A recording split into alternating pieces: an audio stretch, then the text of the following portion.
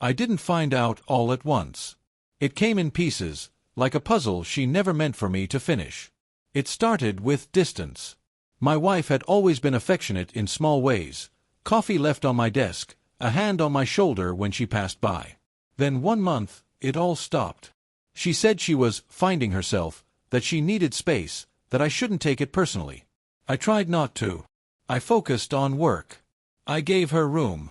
I trusted her, because that's what husbands do. Then she told me she was pregnant.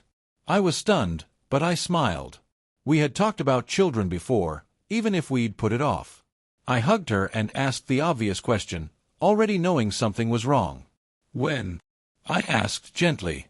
"We haven't been trying." She hesitated. Just for a second. "But I saw it. It just happened," she said. That night, I lay awake replaying everything. The late nights. The new gym routine. The sudden obsession with genetics and podcasts about dominance, success, and what she called high-value men. I remembered her once laughing, half-joking, "If I ever had a kid, I'd want the best possible DNA."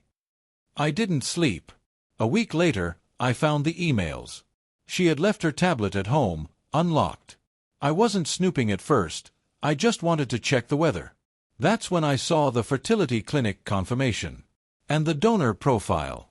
She hadn't chosen a random donor. She had chosen what she proudly described in messages to her friends as an alpha male.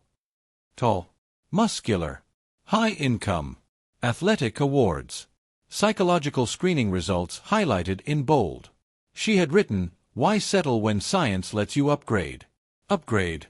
She had done it in secret, planned it carefully, paid for it with money from our joint account, spread across small transfers she assumed I'd never notice. She never planned to tell me. She planned to let me believe the child was mine. When I confronted her, she didn't cry. She smiled. "You wouldn't understand," she said calmly. "I wanted the strongest future possible. You're a good man. A safe man. But I didn't want my child to be average." That word again. She explained it like a presentation. How women deserved options. How men like me were good providers but not legacy builders. How I should feel honored to raise a child with superior genes. "You still get a family," she said. "Isn't that enough?" I didn't raise my voice. I didn't insult her. I just nodded. "Okay," I said. That confused her. For the next few weeks, I acted normal. I went to doctor appointments. I listened. I supported. I let her think she had won. That I had accepted my role. What she didn't know was that while she was designing her perfect future, I was quietly dismantling the one she depended on. The business she bragged about to her friends? I was the silent partner. The legal structure she never bothered to read? It gave me full control if trust was broken. The shared accounts? I froze my portion and documented every unauthorized expense. I spoke to a lawyer. Then another. Then an accountant.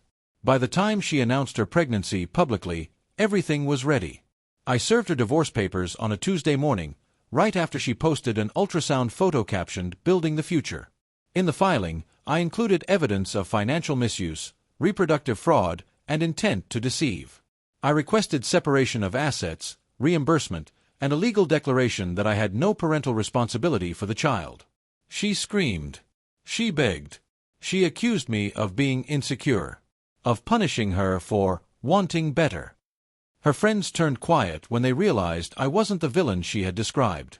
Her parents stopped calling when they learned how much money she had secretly taken. Even the clinic backed away once lawyers got involved. The alpha male donor never knew her name, never returned a call, never existed beyond a profile and a receipt. Meanwhile, I walked away clean. No lies to maintain. No child raised in deception. No life built on disrespect. Months later, someone asked me if I regretted not fighting harder to keep my marriage. I told them the truth. I didn't lose my wife to an alpha male. I lost her the moment she decided love was a competition and loyalty was optional. And the best revenge wasn't anger or cruelty. It was refusing to raise a future built on her contempt, and choosing my own, with dignity intact.